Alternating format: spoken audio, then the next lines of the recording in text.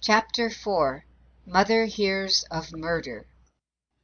The story of Mary's actions on that last Saturday she was alive is told as follows by various witnesses.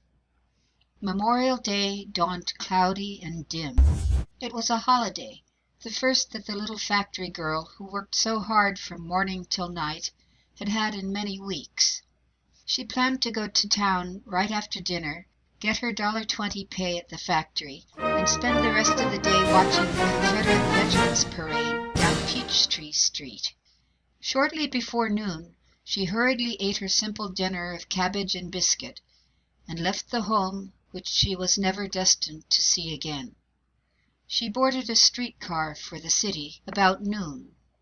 On the car was tow-headed, freckle-faced George Epps, the newsboy that lived near Mary, the little fellow whom she had always liked.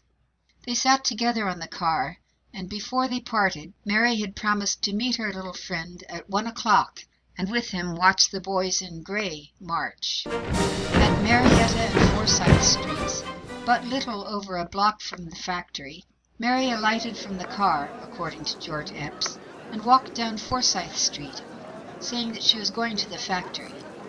This car was due to arrive at the corner of Broad and Marietta Streets, 1 block from where she left it, at 12:07 p.m. Late that evening, George Epps ran over to the Phagan home to find out why Mary had not met him as she promised. He found her mother feverishly worried because Mary had not been home at all. J.W. Coleman, Mary's stepfather, went to town at the solicitation of Mrs. Coleman to see if he could find Mary anywhere. "She might have gone to the Bijou Theater with some of her girlfriends," Mrs. Coleman told her husband. "Wait down there until he gets out and see if you can't find her." Mr. Coleman went to the Bijou, waited until the show was over, watched the streams of faces pass him by, but never saw the face of the little girl he sought.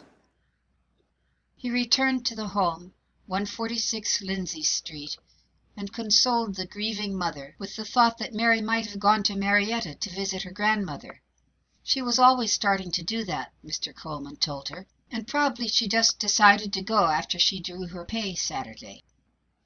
The mother's heart was aching, but she managed to quiet all outward fears. Yet all through the long night she was wondering where her little girl was. Early on Sunday morning, April 27th, there came a knock on the door of the Phagan home. The mother's heart told her it was news of Mary, and she flew to the threshold. A white-faced girl stood at the door, her eyes deep with sorrow, her lips hardly able to utter the awful words she came to tell. She was Helen Ferguson, a neighbor. "Mary is—" she began. The mother's heart read the rest. "Not dead?" she cried, stricken to the depths. "Yes, dead, dead," the girl sobbed, breaking into a storm of weeping. Other members of the family came running to the door. The mother swooned and was supported to a couch within the home. There she lay for days afterwards, unable to speak, save to ask piteously for her little daughter. The news once broken to the Phagan family, Mr. Coleman hastened to town to see the body of the little girl who had become even more than a daughter to him. At Bloomfield's, the undertaker's, Will Gessling, an assistant, showed him the body, and the old man positively identified it. He was but one of many who looked on the body that day and the day following. Morbid curiosity, the same that influenced hundreds to gaze at the blank walls of the pencil factory, and later to stand for hours outside the courtroom where the trial took place, led thousands of people to steal one glance at the corpse of a girl murdered so cruelly and so mysteriously.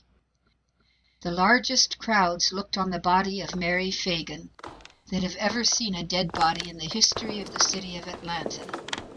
It is estimated that 20,000 saw the remains while they were at the undertaking establishment, while many hundreds viewed them at the funeral at Marietta. The funeral took place Tuesday afternoon.